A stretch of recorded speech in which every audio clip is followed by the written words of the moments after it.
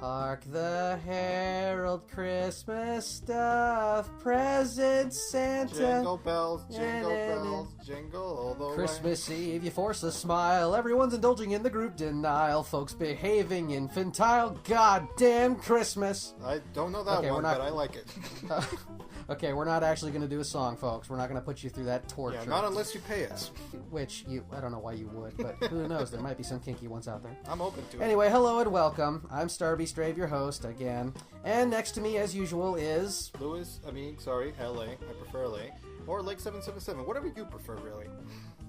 Yeah, okay, so there's three of them to choose from. Take your pick, I guess. We are one, Paul. No, we're not. You stay over there where I can see you. Okay. Which one are you Anyway. talking to? Anyway, season's greetings and happy holidays, or if you don't celebrate them, then happy month of December, I guess. Whatever, celebrate what you like. Yeah, we wish you a merry something from all of us here. Merry ho-ho and happy Hanukkah and praise Krampus. Yeah, Merry Hope Krampus. The Grinch... There you go. That's the hot one right May there. the Grinch steal all your gifts and, yeah. You know what I'm feeling right now other than Christmas spirit? What is that, Paul? I'm feeling joy. Well, I just got reminded of something really nice. CinemaSins, one of my favorite shows, just posted their new Jumanji episode to coincide with the smelly reboot that's about to happen. Good times. And it got me thinking of Robin Williams. God bless him. Yeah, may he rest in peace forever. I think of him every Christmas for some reason. I mean, I don't know about you, Paul, yeah. but Robin Williams was one of the most influential just people that I grew up watching. You know, his movies and his performances just stay with me to this day.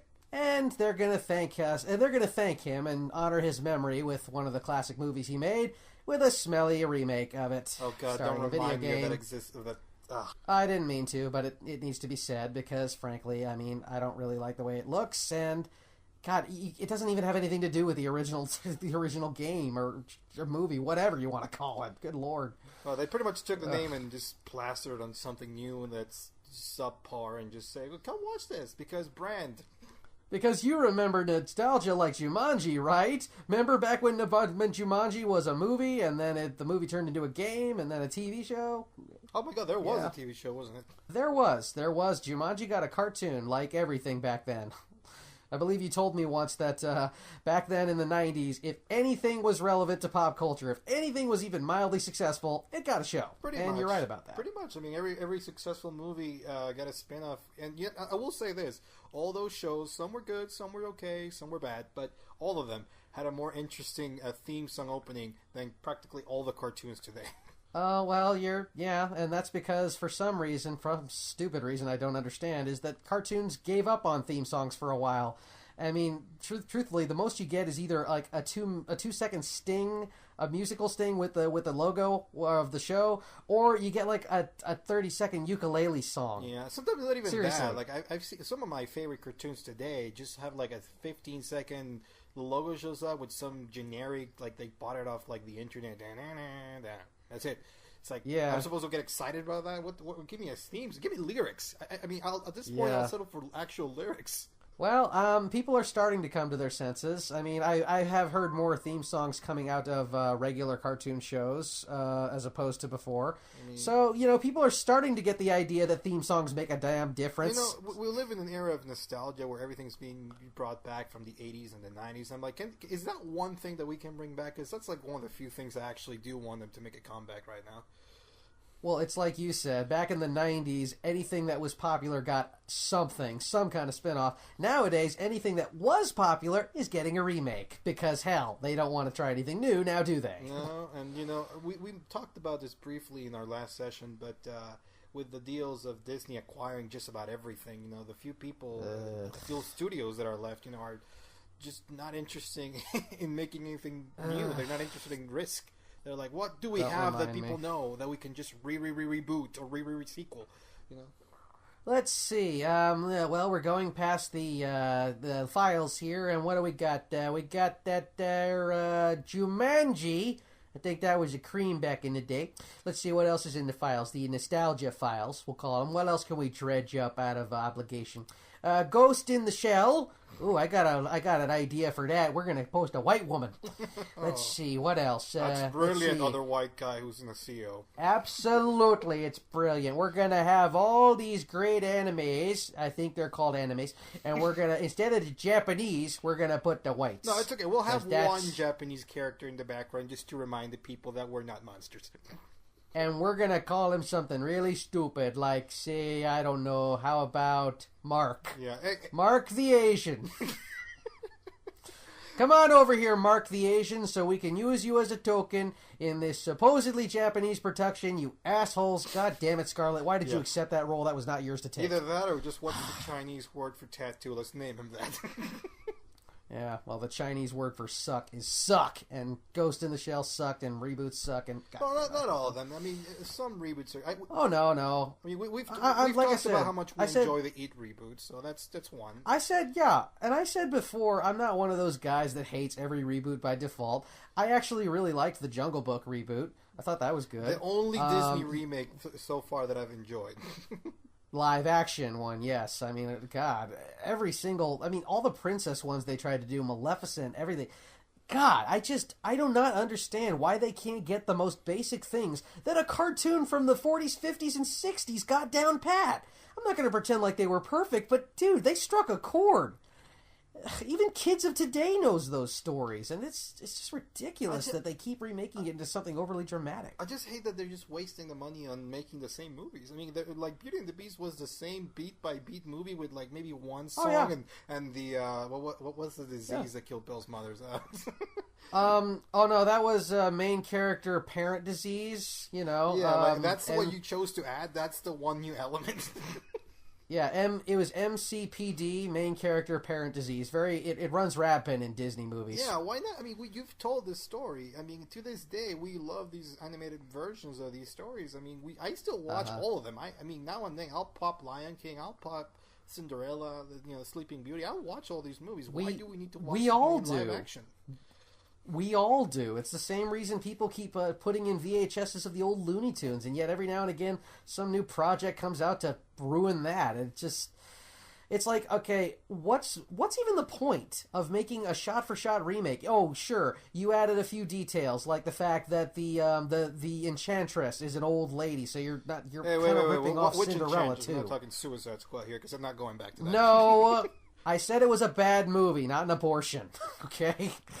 Anyway, the point is, I'm talking about the Enchantress from Beauty and the Beast, who we don't see in the animated one, and I like that. I like the fact that she's off screwing some other prince out of his good looks and fortune, and he left the Beast to his own devices, and we don't see her again. I don't remember. I think I was sort of asleep at the end of that movie, but in the live action movie, yeah, she does show up again to kind of fart on the castle and make it all better again. Turn all the inanimate objects into people once again. Let's not talk about that movie. I actually don't want to give it any more attention than it's gotten already. But the point was true. Just that, I mean, Disney's... Because these live-action remakes of all these classic Disney movies, they cost millions. They're big-budget movies. Why would Disney just waste that money on that instead of making a new story? I mean, live-action or animated, that's something new. They're Disney. And you know why... Do you know why they're so expensive, too? Because they are taking the George Lucas route with making most of it CG. Dude, what is your deal? What is the problem with making a French village set? I mean, okay, you did that once, but then why not the castle? Why does everything have to be a CG platform for a bunch of characters? It looks like a video game. It does. Actually, I don't want to... this is just a quick side note, because I just heard this earlier and it made me laugh. But somebody reported that when George Lucas visited the set of the new Star Wars movie, The Last Jedi, he literally looked around all the practical sets that were building for the movie, and he said, "Why are you building all this stuff? You could just CG it out." And you know what's ironic about that is that he came from an age where you couldn't do that. He came from an era of filmmaking where you had to make them physical sets, and CG was a luxury. This is the man that at one point he said, like, CGI and computer technology, it's all there to help, to aid in the process, not be the process. Yeah, until you make it everything. Like, I think 95% of Clone Wars was just nothing but CG. Even the characters, my God. Yeah, it's pretty much just Hayden Christensen and Ewan McGregor. Attack of the Clones. Just sort of staring at green screens for the most part. I'm not convinced that Anakin Skywalker wasn't CG in that movie. I mean, I'm not kidding. I think Robert Zemeckis took over and kind of CG'd an Anakin based on Hayden Christensen's nasty little whittle looks and, overly... I think that's why his mouth got so big when he was yelling. I think those were CG lips, and it also explains why his eyes went stupidly red for no reason. I truly believe Hayden Christensen was a CG baby. Kind of like Twilight, except less annoying. Yeah, I mean, his acting was CG, I'll say that. Oh, it was? I mean... How the hell can you take a line like, "You underestimate my power! I have brought peace, freedom, security, justice, pizza, French to my new empire!" Don't forget the poofy hair. Oh, that hair wasn't poofy. It was just unwashed. Take a bath, Hayden. My God. I refuse. My hair is perfect. Yeah. Oh, yeah? Well, that's why Hayden... that's the real reason Obi-Wan pushed him into the lava. He's like, "Dude, take a bath, Anakin! If you won't I don't jump care in if it's water, in you'll fire! Jump in fire. Wash your hair, Anakin! I don't care if it's in fire! Just wash it! You're not worth it, but do it anyway! L'Oreal, because you're not even worth it! Yeah, and obviously that was the whole reason Darth Vader just kept hating on Obi-Wan for all those years. Just like, you... were jealous of my perfect hair. Yeah. So you took it from me. It you have done that yourself. Well, I've convinced myself into thinking that there's two different Darth Vaders. There's whiny Anakin that said, "No!" And then there's the good one that got, bonked on the head, and then from that point on he was James Earl Jones. That is my story, and I'm sticking to it. Yeah, no, I'm pretty sure that's the no was the last time. That's when Anakin died. Anakin literally died with the no. Then from there on, it was James Earl Jones. Yeah, well, because he didn't talk after that. He just walks up next to his boyfriend, the Emperor, and just kind of breathes his asthma and looks at the spaceship. Girly scream is just Anakin dying. I'm willing to accept that. That's how I've always seen Jones it, took honestly. over. Yeah. Well, I mean, hell, even Obi-Wan says at one point, "From that moment on, the man that was your father died, and James Earl Jones took his place, and thank God for that." Oh, sorry, thank the Force for that. Was he the chosen one? We were never really clear on that. Yeah, well, he certainly wasn't good at playing the floor as lava. Anyway. Well, it's good that we're talking about Star Wars, seeing how The Last Jedi is up, and now I have to watch it because I haven't watched it. We're not going to make the review on that movie today because some of us still haven't watched it, but I will say this real quickly. I watched it yesterday. It was it's easily the most divisive Star Wars movie ever made. I mean, with the originals, you love it. You love it. I mean, the worst one is the Last Jedi. Even that one's a good movie. Just Ewoks. The prequels pretty much are universally hated, so there's no ambiguity there. But Force Awakens was, I thought, divisive at its time. But this movie, oh my god. Well, we'll see. I mean, personally, I'm actually looking forward to more. I never thought I'd say this, but ever since Rogue One, which I was also skeptical about, I'm looking forward to more backtracking. I mean, I never thought I'd say that because the prequels I'm very shaky about. And Rogue One, I was skeptical until I saw it, and I'm like, wow, this prequel kicked ass. That's a very Obi-Wan. Movie. I mean, Rogue One was a Obi-Wan Kenobi prequel, please. Actually, you'll be very happy to hear this, Paul. But there's rumblings that the third spin-off movie after Episode 9, is going to be an Obi-Wan prequel. I wouldn't mind that one bit, though. I'm gonna wonder who the heck they can get. You know what? I don't know if he looks too old for the role, but I wouldn't mind if a certain fella by the name of I was in Prometheus and yes, I was in X-Men, Fassbender was on board for that. Because honestly, I think he can do a fairly good Obi-Wan. Why not? He kind of looks like... I mean, he's a little tall, but he kind of looks and sounds like him. Why not McGregor? I mean, he's still around. Well, because it's an origin story. Oh, no. I mean, the rumor is that it's going to be set in the time he spent in Tatooine as whatever he was doing there. I guess that's the point of the movie. We'll find out. So it's gonna be going back to Maleficent one more time. So it's gonna be like that, where he's like watching over Luke for all those years. I mean, we assume something happened in those 30 years. Arguably, you could just say he just was in the sand hut for 30 years. But wait, 30 years? No, dude, he was a young man. He knew Luke when he was a baby. He delivered Luke to the Skywalkers, and Luke was not 30 years old when they met. Oh, I thought it was 30 years. Oh, that No, sounds silly. Actually, Luke a, was like 20. You're right. yeah, Luke was I think Luke was a teenager when they met. Well, the actor sure wasn't, but yeah, but the character was. I mean, it's been like, yeah, it's. I think it's been less than 20 years. 30 years, but when you put it like that, actually makes no sense. Luke was not 30. I buy up to 20. No further. That's what I'm saying. Luke was not 30 years old when they met. I don't know how old he was, but he wasn't no 30-year-old. All right, that makes okay. I am so okay. Maybe early 20s. I'll buy that, but that's it. I wouldn't have to research that later. I mean, I thought I was a decent Star Wars fan, but I have no idea how old Luke was at that point. Honestly, I could take it either way. I could take a new actor taking on him and highlighting his life before he became a Jedi or got assigned to Qui-Gon, or I can take it hiding out in the desert. Though that kind of limits him, because if they're going to do a desert story, that kind of makes him. Well, he's going to be stuck in the desert, so what's there for him to do except for survive? Going to keep it in the desert. I mean, the point is that it happened during that time period, but who's to say that maybe he didn't go into an adventure in year 5? Like, it's been 5 years, I've been looking at this boy growing moss or whatever he was doing, Maybe. He can't do that. I mean, the whole point was to go into exile so that the Empire couldn't find him. They all went into exile. There are ways. Like, what if, like, maybe, like, the movie is about, like, stormtroopers or somebody from the Empire figure out that there was somebody here hiding that the Empire needed to know about. Like they don't know who Luke is, but they know that Obi-Wan is here. He's hiding something, so Obi-Wan goes to like set them off the trail, or something like that. I mean, there are possibilities for a movie in that time period, and it doesn't just have to be in Tatooine. It definitely needs to start in Tatooine, but it doesn't have to be just there. Well, that I don't know. I mean, all I do know is that if it's going to be an Obi-Wan movie, you really can only have it one of two ways. Either he's evading the Empire on Tatooine and he has some sort of adventure where he stays hidden, I guess, or they start him off at the very beginning when he's a boy and before he meets Qui-Gon. That's the only way it works. I prefer the second one only because I want to see Ewan McGregor in a good Obi-Wan movie.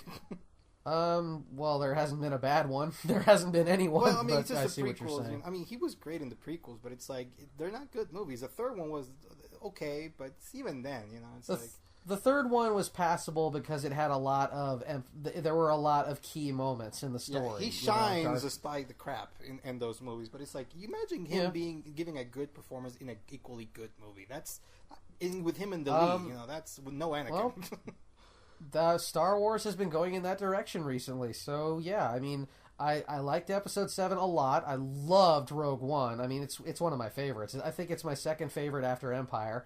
And Last Jedi, I've been hearing mixed things, but who knows? Maybe I'll love it. I don't know. I think you like it.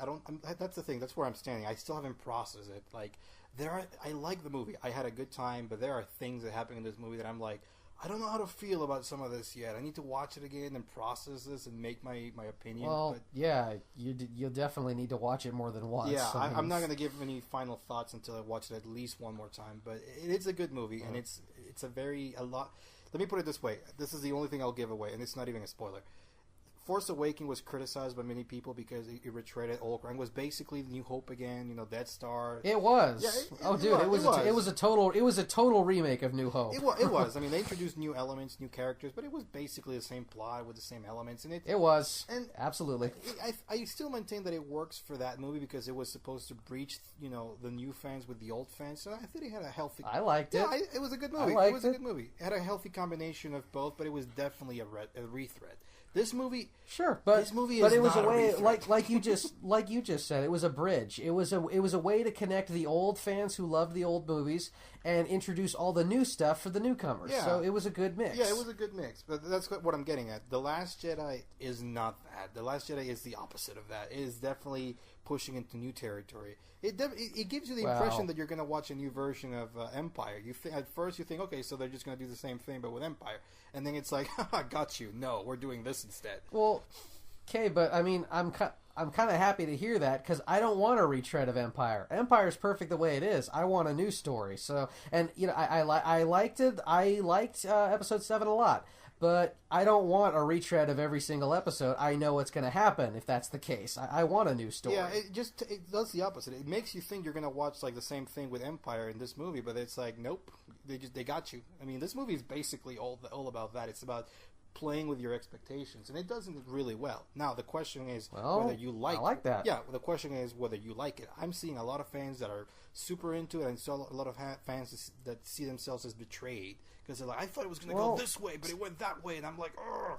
Well, you know, Star Wars is very polarizing like that. People usually either love it or they hate it. There are very rare exceptions where everybody loves it, like Rogue One.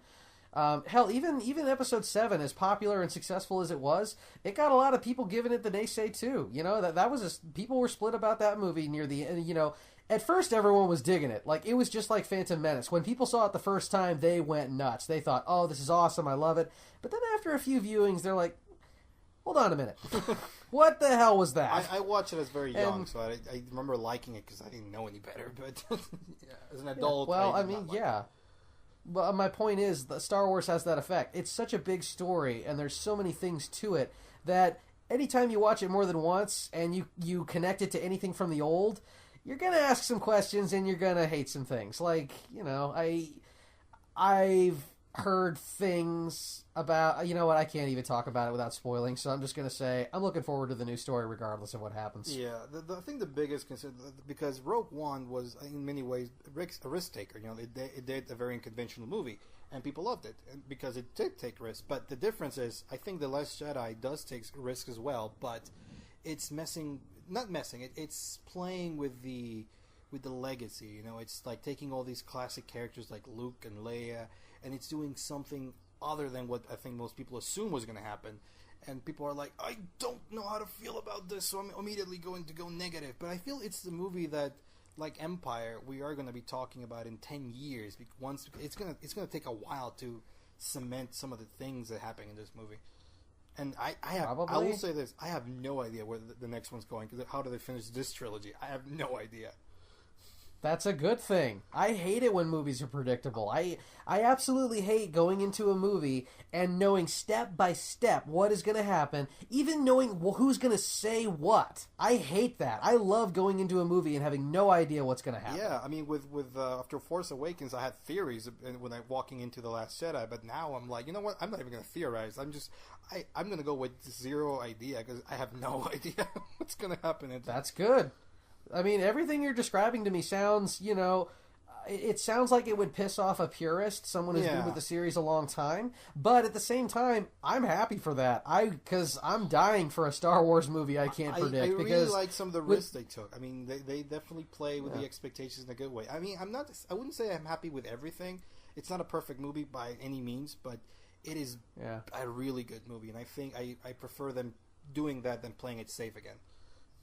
Yeah, I agree, because with the prequel, the problem with prequels, any prequels, is that you can predict what's going to happen from a mile away, because guess what? We already know the outcomes of everything, so you know what's going to happen. You know Obi-Wan's not going to die. You know Vader's not, you know Anakin's not going to die. You know certain characters are going to die, but with stories like Rogue One, where it's not even there, we know nothing about these characters. It's all new. All we know about them is that they succeed in their mission, but that's it. We don't know anything else.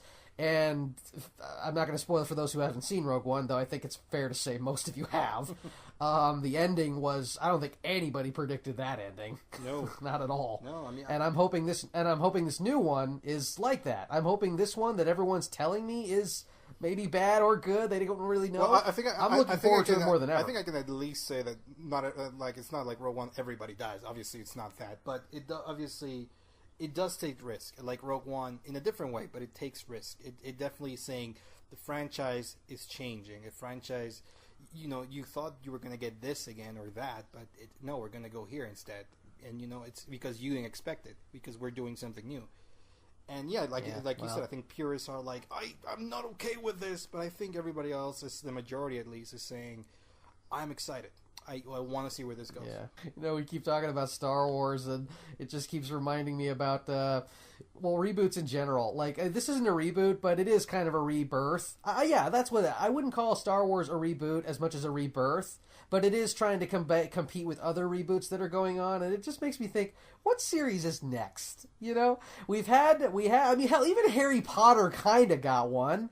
It got Fantastic Beasts. That was just kind of a resurrection. Somebody put the defibrillator on Harry Potter's like, breathe, damn you, breathe. I mean, you have to make us $1 million again. Pretty much. I mean, Warner Brothers, especially, I'm guessing is desperate at this point. But you know what? I wouldn't mind a Harry Potter rebirth. Like, maybe they need, maybe like Rogue One. We need a previous movie about the 4 wizards of the Great Age, and yeah, we need to see how Salazar Slytherin fucked everybody up. I would have preferred that movie to the one we're getting. I mean, Fantastic Beasts was okay.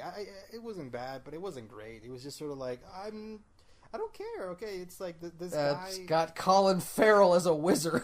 I mean, it was like it wasn't even a book. It was based on an encyclopedia companion for children. Like Yeah, it was. I mean, yeah, I'm familiar with the book. It's basically like a fun textbook, kind of like a monster manual for an RPG. It's just there to kind of like I like the exploration because it's okay. Now we get to see what America Wizard looks like, even though it's in a period film, so that makes it even doubly interesting. I mean, world building is always good. Yeah, the world building is cool. essential. And some of the characters they introduced was interesting, but in general, I'm like, I heard you.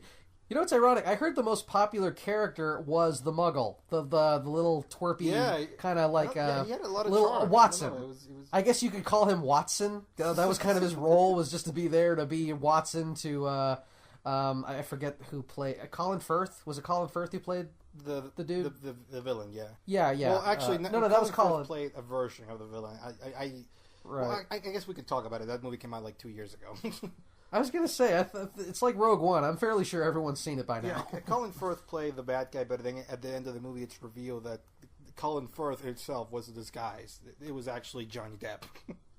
Oh, no! Wait, what? You didn't know that? No, I haven't seen... I tuned out of Harry Potter after the 7th movie. Yeah, I mean, that movie... I mean, sorry, I'm not a huge Harry Potter fan, movie. so obviously I went there to see it, but I'm like, after I watched it, I'm like, yeah, it was okay, but honestly, it didn't really affect me. Like, I could have just as easily not watched that. Yeah, and well, a lot of people Potterheads are militant. Like, Potterheads get really into the books, and like a lot of them really didn't like the movies. They're like, it removed too much stuff. Where was this? Where was this? The movie sucks without it. Some movies were better than others, but in general, yeah, no movie has perfectly captured the entire book. But then I'm like, duh, it's a movie. Yeah.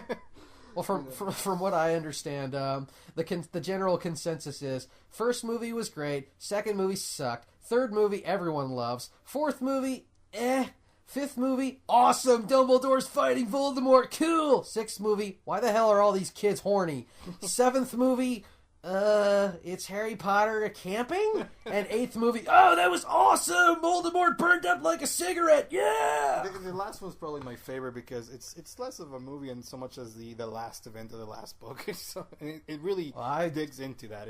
But to have done that to all the books would have meant that every movie had to be like 5 hours or something. Oh, sure. And, to some degree that's true because the movies, I mean, when you see the movies in the theater, you see the whatever, the regular cuts. But when they put them on TV, they add all those extra scenes and it makes it like 3.5 hours long. And it's like, I do like the added scenes, but at the same time, dude, how much do we need to see? God. Yeah, I mean, I don't know. It's like, do we? I remember the most fondly the first two because they were the most sort of like they felt like the most family friendly movies, and they had that sort of like glow of like a children thing. After that, it got really dark. Yeah. Oh, well, you know why that is. It's because Chris Columbus directed the first two, and Chris Columbus is a jolly maker. That dude not only loves Christmas, he needs to inject Christmas in everything he does. I'm okay with that, though. But he's made some of the best... he's made some really good Christmas movies. He made the two Home Alone movies, right? He did indeed, and that's what I'm talking about. Those movies were, for the most part, light and fluffy, and that's why the first two Harry Potter movies are light and fluffy, because he's for the most part, a light and fluffy director. He's kind of like Spielberg in that he likes to make everything whimsical rather than dark. David Yates is the opposite. David Yates really likes to make shit dark, and that's why the last few movies were, especially the sixth one. Although David Yates wasn't the first director to go dark. The third movie was directed by another director, Alfonso Cuarón, who... Oh, I know, yeah. I like that. Yeah, I think that was the most splitting movie. Well, 4 in a way, but 3... was a good well, movie that did not capture the book perfectly, but what he did do was so good that some people are split on it. Well, I was going to say, I think 3, aside from the last one, because it's the climax, isn't 3 the most popular one? Isn't that the one everyone likes the most? I have to check, but I do remember it being very popular. I remember, too. I remember everybody saying, oh, God, I love Sirius, I love Lupin, I love that whole thing, it's so great, I love it so much. The third book, I mean, maybe they're confusing it with the book, I don't know. I mean, I did like the third movie. I don't know if it was my favorite. Oh, no, I'm talking the movies. I haven't read the books, I only know the movies. The third book is very popular because it introduces the whole thing with the Marauders, which, I mean, every Harry Potter fan loves the Marauders, I can tell you that. Well, yeah, I mean, it's because it's Daddy Potter and his gang of little rascal wizards. Yeah, you know, what's not to like, I guess. Lupin is still, the best defense against his dark arts teacher ever in the books. Well, he's the only one that's not a psychopathic child endangerer, so yeah. Well, that's part He's of it. the only one that doesn't... Yeah, Lupin's the only defense teacher that doesn't actively try to kill the kids. I mean, not on purpose, anyway. Yeah, I mean, it was Harry's first sort of connection to his father, in a way. I mean, Sirius becomes that more after that, but Lupin, I think, was the first sort of I'm a friend of your father's, and I'm here to nurture you and actually teach you stuff. Yeah, and I really don't like the fact that he and his wife, who I also liked, by the way, died. I don't like that. You remember how you were saying before you didn't like how everybody was dying and, or leaving, whatever is happening in Star Wars? I don't really know, but same thing with me here. In Harry Potter, the last movie, I'll admit I'm not the hugest Harry Potter fan. I like it fine, but I didn't like to see all these likable people dying just for the sake of it, I mean, it's a double-edged sword, because when you have that, you want stakes. You want people to know, the good ones are going to be saved. No, I mean, you want death to be dramatic and earned. Yeah, but not every movie. I mean, but it doesn't mean you have to kill en masse. You don't have to kill everybody. Just kill a few meaningfuls. You don't have to. Well, they didn't kill everybody. Have to kill Harry's best friend. They killed a few meaningful. I mean, they killed. Well, okay. Let's count. let's count the fatalities in Harry Potter. The last one. Not all of them. That would take too long. Dark suddenly. Well, it's Christmas, so, fa la la la la la la la. The Lupin thing obviously hurt me, but I understood it. I mean, especially what follows is Harry walking and seeing the ghosts of his parents and his best friends, Yeah. Well, it makes sense, because Lupin was the last one of that generation, and he's the last one to go. It makes sense. Yeah. The one that really got to me was Fred. Fred was the one who died. I was gonna get to that too, but yeah, at least with Lupin, like you just said, he got some resolution. He walked through the forest of despair and sadness, and he saw his parents, he saw Lupin, he saw Sirius, he got to say goodbye to them. We didn't get no goodbye with George. Fred. George... Oh, sorry, Fred. Fred dies off screen. That pissed me off. It's like, dude, if you're gonna... It's the same thing with comic books and TV shows. If you're gonna kill off a meaningful character, it had better be their crowning moment. It had better be... They don't have to be heroic, but it had better be the moment that everyone remembers. And to kill an important character off screen, to me, is unacceptable. That's bull. Yeah, I feel like it was better handled in the movie than the book, believe it or not. That's one of the few times... Because in the book, it's just sort of mentioned, he saw Fred and the family were gathering, and it's really, obviously, it's horrible. But in the movie, you really see that moment where Harry's walking through the camp. In the movie, it was a big deal. The movie, they have, several minutes where Ron is crying, sobbing over it, and Harry's it was off in the treated distance. With some amount of dignity, because, he is the, I hate to say it like this, but he was the crowning achievement in that mountain of corpses. I mean, Harry's walking through the ruins, he's seeing all the people... the damage and the dead. He sees Lupin, he sees his wife. And he feels guilty as hell. At the end of it, it's not his fault, body surrounded by his family crying over him. I mean, he just freezes, and it's and the audience freezes with him. That's the one death I think definitely caught everybody off guard. It's just sort of oh yeah. I didn't read the book, so I didn't know about it, and I was torn up because I liked Fred and George. They were really great, and I love the fact that when Harry saw that, he was looking at all the other devastation and he felt bad. But when he saw a Weasley die, he's like, dude, this is my second family. That's what pushed him over. He's like, fuck it, I'm giving myself to Voldemort. I can't take this anymore. Second family, it was the only family he had at that point. Not necessarily. He was getting Sirius. Sirius was going to become his new daddy once he got things settled. Since he was a kid, since he started going to Hogwarts, the only family he ever knew was the Weasleys. They pretty much took him in, and sure, he's the only family he knew being a family. The Dursleys can go fuck themselves, but well, no, the Dursleys were never his family. They were his. Exactly. So he was their. He was their slave child who lived in the in the closet. Mrs. Weasley all but adopted Harry from the beginning. I mean.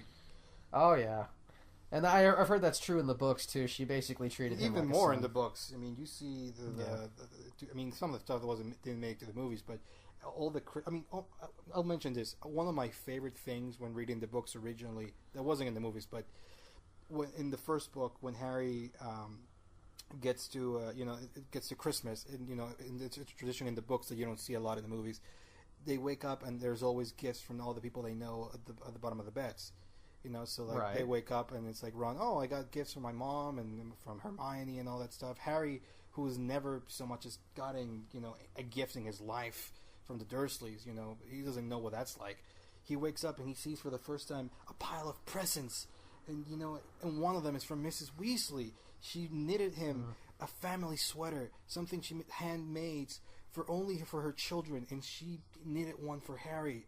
And that, oh my God, even now, man, that is like one of the most touching things I've ever seen. I believe it. I've never read the books, and I'm touching up. Every year, nice. She would send her one.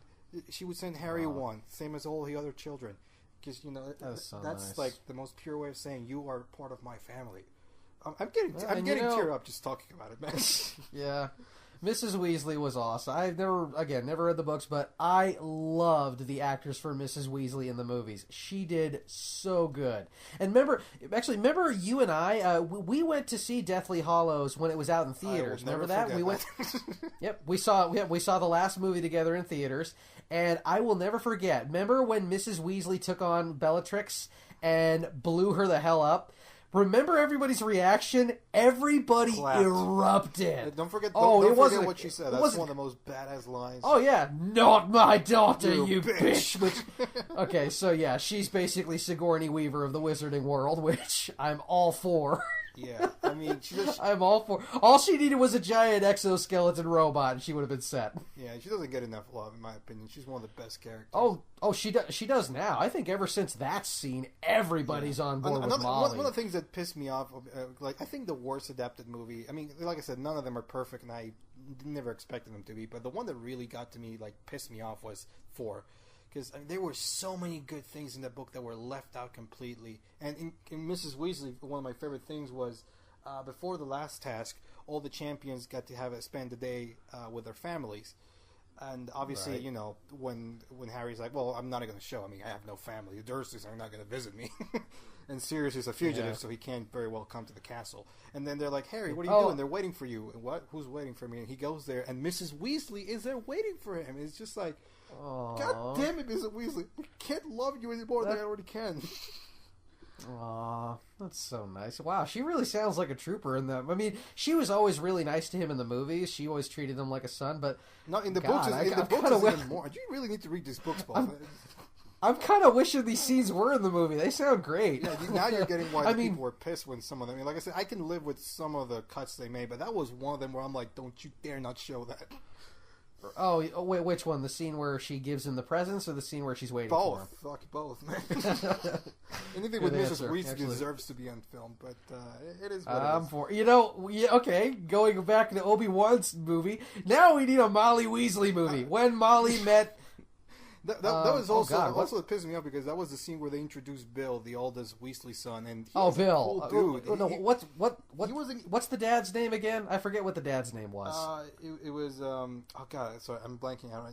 Right? Arthur. It's like, I'm sorry, I love the guy, but I totally forget his name sometimes. Arthur was a cool dude. He wasn't obviously as present as Mrs. Weasley because he had to work to keep a family of 7, but he cared as much. They only said his name a handful of times. But all the Weasley children and characters were so fascinating and just so good, just pure good. And also that scene where they... I will say this.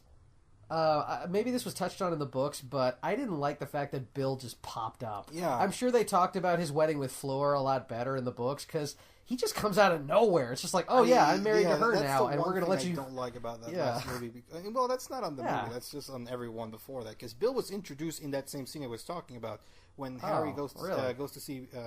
for the tournament, in Mrs. Weasley there, so is Bill. I mean, Arthur Weasley couldn't be there because he was working, but so he sent his son instead. That's how fucking awesome this family is. You know. So Bill should have been in the fourth movie. Yeah, I mean, okay, I guess that's Molly the scene scene where didn't happen. Harry but... goes to see and Mrs. Weasley, hey, we're here for you, you know, and Bill was like, hey Harry, I'm like, Dad couldn't make it, so I came instead. I'm like, that's so cool, Bill. I love you. And I'm Bill. You don't know who I am, but dragons. Watch out. No, Charlie was the dragon guy, but Bill. Oh, right. Bill was the Indiana Jones of the family. He was a rock star, man. He dressed like. I'm sorry, but. I'm sorry if I'm forgetting their names. There's so many goddamn Weasleys. I can't keep them all straight. Yeah, Charlie wasn't even in the movie as far as I know. I mean, he's barely in the books, too. He's the least visible Weasley, but even in the books, he was shown here and there. He's the least visible Weasley? I mean, I don't think he actually shows up in the movies, as far as I know. So he's like the Jan Brady of Weasleys. He's just kind of in the middle, and no one can see him. The only time I remember him showing up was again in 4, because he was his job was being a dragon handler, because the Weasleys aren't awesome enough. So you think when they had you'd think the dragon handler Weasley would be the most visible because he works in another country. But when the Triwizard Tournament happened, they brought him in for the dragon, so he was there for that scene. But okay, well that makes sense. I would have liked to see that. But after that, he barely. I think he shows up in the last 2 books with the Order randomly, but they never really show him much. So I can understand him being omitted from the movies. Although even then that was like, come on. But Bill, I thought we were going to see Charlie, because when they first mentioned him in the first movie, they're like, my brother Charlie works with us in Romania. I'm like, oh, well, that's interesting. Yeah, show the dragons, please. Yeah. I want dragons. They should have at least kept this scene in the book 4 one with the dragons, but like I said, that movie was the worst one in keeping things from the book, so I'm not even surprised. It's better than what they did. I mean, what they did in the movie was they just show Hagrid coming over. So here, Harry, come on over and I'll show you these demons of death that are going to be hunting you tomorrow. Yeah, that's where he was supposed to show, right there. Take a good look, Harry. That one's called Bitey McFuck-You. He's going to burn you before he eats you. He likes really overcooked food. Yeah. Oh, by the way, I'm going to get it on with this giant over here. So long, Harry! God. It's like, no, I like Hagrid, but I hated that scene because he's just so nonchalant about showing Harry the axe that's going to cut his head off. That's so Hagrid. Hagrid who thinks horrible things, monstrous things I know, but adorable and like, just like, oh yeah, I thought I'd share it with you. No, I get that. I get that's his character. But, dude, he's known Harry for years. He's one of his best friends. You'd think he'd be a little more sensitive. Hey, Harry, those are the flying furnaces that are going to kill you. Don't worry. I'll be in the audience cheering them on. Actually, you know what's funny? Aren't they fascinating? Funny you should say that, because that's another thing that was huge in Book 4 that was completely omitted from the movie. In Book 3, at least they show this. Hagrid becomes a teacher, right? He becomes a teacher of magical beasts. I wouldn't say a teacher so much as a special ed department manager. He's a teacher. He becomes a full teacher. He gets to see with the other teachers. In the books. In the books, I was going to say, because in the third book he becomes a teacher for like 2 seconds, and then he gets fired because Buckbeak kills Draco or tries to. Fired. He was like in probation, and they replace him. We're both wrong. He got sacked. They really like to use that word, sacked. Yeah, not. I guess that's okay. Now I remember how it worked. In Book 4, I guess that's a British idiom. I don't know. In Book 4 and I believe 5, although I could be wrong about 5, but. Yeah, he becomes their teacher. You know, the hippogriff thing was the first lesson. But in Book 4, it becomes a huge thing because he introduces a new creature that never shows up in the movies that is infamous, because it's like J.K. Rowling said, I'm going to create the most monstrous, horrible, random like combination of all the different monsters we think of and make it into one, and Hagrid's going to just throw that at children. They're called the blast-ended scroots or stutes, something like that. It's basically a combination of dragon, scorpion, salamander, and like. Did you say glass-ended sploot? No, blast. What was that? Blast-ended. Blast. They have a blast-ended scroot. Yeah, they spit fire or something, and they also have like huge like scorpion-like stingers with poison and claws, and they're the most. They're described as the most ugly, horrible-looking things possible. So they're like chimeras? They're like a combination of animals? A combination of, like, dragon, scorpion, crab. I'm trying to remember how they describe it in the book, but just basically imagine the most dangerous / ugly creature possible. Okay, I get that. I mean, yeah, I can kind of picture that, I guess. Yeah, that was like a recurring subplot in the film. Where would... I mean... Okay, so I'm trying to picture this. So it's got a scorpion body or something? I'm trying to remember, but because where does the dragon head go exactly? There's no dragon. I just remember it spits fire somehow. But they're described as like sort of like crab / scorpion with like shells, like with stingers and pincers, and it's just like Australia in an animal. You know, all the dangerous things that can kill you turn into one animal. Okay, so it's the Down Undersaurus. Let's just call it the Down Undersaurus. Yeah, it's much better than Blast Ast Scroot Bloot, whatever the hell. Might as well be called Australia the one animal. Just Yeah, it's the Australiasaurus, mate. It was like a subplot in book 4 that like during lessons with Hagrid, he would try to get them to breed these monsters, and they kept stinging and burning, and students were terrified of them. But Hagrid was like, "It's okay." Hagrid, stop being obsessed with dangerous creatures. Hagrid was just like, "It's okay. They're just cute little misunderstood creatures." And it was so bad that actually both. I got so sick of that. I got so sick of Hagrid's attitude about that. Oh, come on, Harry. It's just a dragon. It won't eat you. Harry, no! Harry. Harry, it's just a giant spider. It won't eat you. Harry, no! At one point, Hagrid actually had them build, like, cozy, like, doll houses with, like, blankets and pillows for them. And they're like, dude. Yeah, Hagrid, you have what we call a problem. Maybe you should... My goodness, I mean, at least furries like cute animals. They like nice, cute, or lovely, or beautiful animals. You like freaks that kill people. Damn it, Hagrid. Basically, but it was so bad that actually Ron, Harry, and Hermione decided not to take his class again in the next book, and it was a huge thing. Hagrid was angry at them for abandoning class, but they're like, Hagrid, we're just not into this. I'm sorry. Oh yeah, sorry I missed class, Hagrid. I felt like living today. I didn't feel like learning about the digestive system of a giant spider by actually going through it. Thanks, Hagrid. I think I'll go over there and survive some more. Yeah, but that's my point. That's one of the things that the book omitted that was like, I mean, it seems whatever, just some random subplot, but it established the next step with the friendship, because it was the first real trial. They've been friends all for years, and now it's like the one thing that Hagrid's so passionate about and he assumed his close friends would be involved with, they're like, no, we're moving on, because we almost died in this class. No. I wonder what happened to Hagrid's animals when he was sent away to prison, I'm wondering, like, if his instructions were, look, Harry, you and Ron are going to have to take care of me animals before I go. You can feed one half of them to the other half.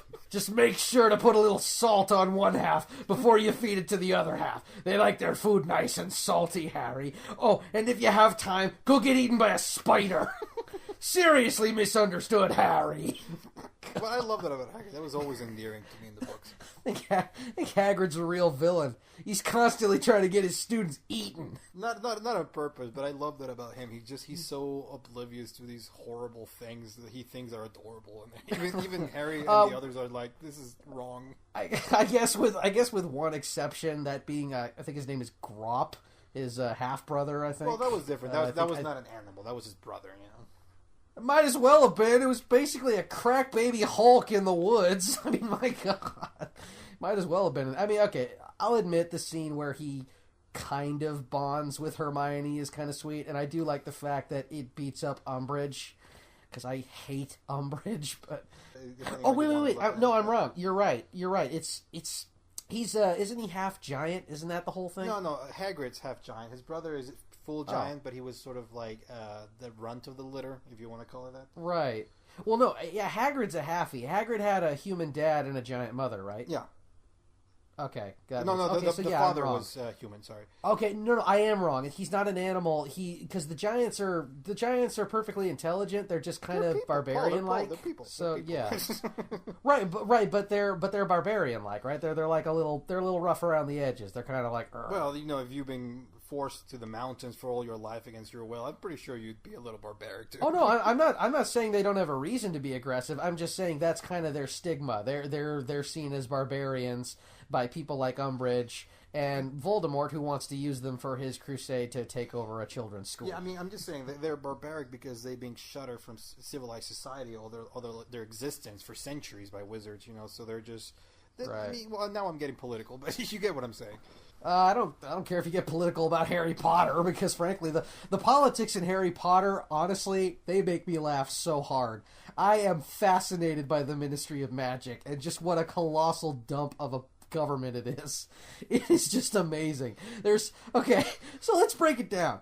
There's a whole room of people who have nothing better to do than stamp forms on enemies of this. And I know this is after Voldemort took over, but just every glimpse of the Ministry of Magic I got was just funny as hell. There's a whole room of little plasma balls you get from Spencer's foretelling prophecies about crap. It's the whispering room of secrets and stuff. Yeah, well, we gotta remember they're wizards. They have the time because magic. Right. But all I'm wondering is, in this room of incredibly delicate little glass balls, who's the janitor that has to clean up that room? I just get this image of this poor janitor cleaning up the prophecy ballroom, and he hears a little crash, a little thing smashing. He's like, oh shit.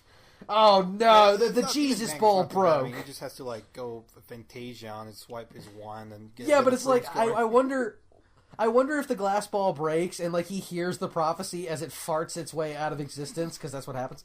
And he hears Jesus actually says, oh crap! I just got rid of the worst one. Damn it, stupid Melvin, stupid. He probably replaces it just you're going to get craps in a week. There you go.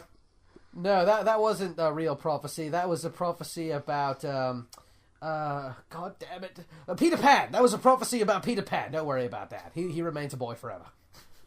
Dodged a bullet. Yeah, you're talking about the Ministry of Magic. There's another scene in the book that was omitted from the movies that was very, very telling of how the Ministry works on some things. This will always stay with me. The opening of Book 6, literally, when finally Cornelius Fudge, the idiot, is forced to accept that Voldemort is back, and he's been pretty much ruining government forever. Wait. If you're going to reference that, you have to go, he's back. He's back. Brilliant line read there. Brilliant line read from the Cornelius fuck. Yeah, he starts the movie he starts the movie by saying, he's not back, and then he ends it by going, he's back. Fuck. I'm just amazed that right there they didn't just play AC/DC's Back in Black. Back in Black! Hit the sack! I bet you know I'm glad to be back. Yes, I'm let loose. Have no nose. But they basically show that the way it works, because the Muggles don't know wizards exist, but the Ministry of Magic has a sort of deal, the Ministry of the except for the Prime Minister goes to talk to the Prime Minister of the actual Muggle government. Yeah, well, he's the only one that knows about magic, right? The Muggle Prime Minister is the only one that knows about the magic world, because, hey, Britain's kind of my country. There's a tradition, apparently, that whenever a Prime Minister is selected, in his first day of office, the current Minister of Magic visits him and explains, okay, so, wizards are a thing, magic's a thing, you won't have to see me, I'll only come here to tell you when horrible things are happening with no context, just to terrify you, and then I'll be on my way. I'm only going to come to tell you when a dragon's going to break into your office and eat you. No big deal. Yeah, so the first chapter of the sixth book is basically all the different times that Cornelius Fudge visited the Prime Minister. Just oh, by the way, Sirius Black broke out. It's probably okay. Don't worry about it. He just disappears in the ministry. The Prime Minister is just having heart attacks. And things oh, by the way, the worst emo boy in Britain's history is back, and he doesn't have a nose, and he's super pissed off, and he doesn't wear shoes, and you're gonna die. No big deal. Yeah, there was some Harry Potter nonsense. Saying Voldemort's back. He's not back. Don't worry about it. Next year, okay, he's back. I was wrong. Yeah. They just kicked me out, but just so you know, and the Prime Minister is just what the fuck is going on? Yeah. Just let you know, the boy who lived, turns out he's gonna fight the boy who refuses to die. Just so you know. Yeah, they give him no context. They just drop him in 3 different times. Just oh, by the way, wizards are real. Things are happening. Don't worry. Well, to be fair, what else can you do other than bring him to the ridiculous Ministry of Magic and see, oh, let's go on a tour. Here we see our fireplaces. Or sometimes you can flush yourself down a toilet and end up here. I'm sure you muggles do that all the time. They even sort of like, for Cornelius Fudge even sort of, not threatens him, but just sort of like when he's like, how do you know I won't tell people? He's like, who's going to believe you? Well, he's got a point there. It's like, I'm sure you'll have a wonderful episode of Ghost Hunters. Have fun! It's like, but I'm the Prime Minister. There are many Prime Ministers. Yeah, and I'm the Magic Minister, bitch. I'll turn you into a cat. Basically. Actually, no. That'd be too nice. I'll turn you into a pig. But yeah, so in conclusion, the Harry Potter books are not fully covering the movies. I wish they were, but realistically that was never going to happen. And as for more movies, these prequels are not that interesting to me. The first one was just sort of like this random cash grab. Let's call it what it is. And now they're doing this whole the Johnny Depp story. Technically all adaptations are cash grabs, but there are some good ones. This was a needless one. This was literally, we're not adapting a beloved book. We're turning a pamphlet into a movie. Yeah. But, now they're giving it a sequel exploring the origin, not the origins, the crimes of Gilder, what the fuck is his name? Gildenwart? I don't remember. Johnny Depp. The crimes of Johnny Depp. Oh, you mean Gellert Grindelwald, that character we're only going to mention once and never explain. I couldn't pronounce his name, Jesus. But yeah. But, a lot of them are unpronounceable. That name was poorly names. chosen. Because you could just as easily say the crimes of Johnny Depp, and that becomes a different thing. Yeah, well, Harry Potter's funny because you can literally make up any combination of words and it'll somehow make a name. That's Brexelby Bixelbottom of Butt fucking Bitchington. Whatever. as long as it alliterates, I think that's all that matters. Yeah, although I admit that Jude Law as a young Dumbledore is pretty cool. Alright, well, enough of all this magic of Harry Potter and the Chamber of Secretions. I'm done with it. I'd rather focus on the magic of Krampus. Christmas. Christmas, of course. And I'm going to go focus on that now. So, let's go ahead and wrap things up. Well, I hope you all had a good time. There was definitely a good conversation, I would say. And we covered all your Harry Potter goodness for the time being. We'll talk about all the Harry Potter stuff you either already discussed or weren't interested in. We made sure you heard our asinine thoughts on the subject, and we'll definitely bring it up again sometime. But maybe if I feel like it, and if Travis hasn't eaten be a good yet. boy. Be a good boy. So long.